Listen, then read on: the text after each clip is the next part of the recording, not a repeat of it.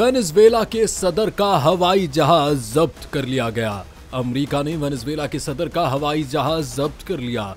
अमेरिकी मीडिया के मुताबिक अमेरिकी पाबंदियों की खिलाफ वर्जी पर जहाज कब्जे में ले लिया गया है। अमेरिकी मीडिया के मुताबिक अमेरिका और बर्रे-आज़म जनूबी अमेरिका में वाक़ मुल्क वेनेजुएला के ताल्लुकात तवील अरसे से नाखुशगवार हैं। अमेरिकी मीडिया के मुताबिक अमेरिका ने तैयारे को डोमिनिकन रिपब्लिक से जब्त करके अमेरिकी रियासत फ्लोरिडा पहुंचाया। अमेरिका ने जो तैयारा कब्जे में लिया वो एक डैसॉल्ट फैल्कन 900 है। परवाज के रिकॉर्ड के मुताबिक इसकी मालियत तकरीबन $13 मिलियन है, जो हालिया महीनों में डोमिनिकन रिपब्लिक में मौजूद था। ये तैयारा वहां क्यों मौजूद था, अमेरिकी हुकाम ने इसकी वजह नहीं बताई, लेकिन मुल्क ने अमेरिकी हुकाम को तैयारे को कब्जे में लेने का मौका फराहम किया।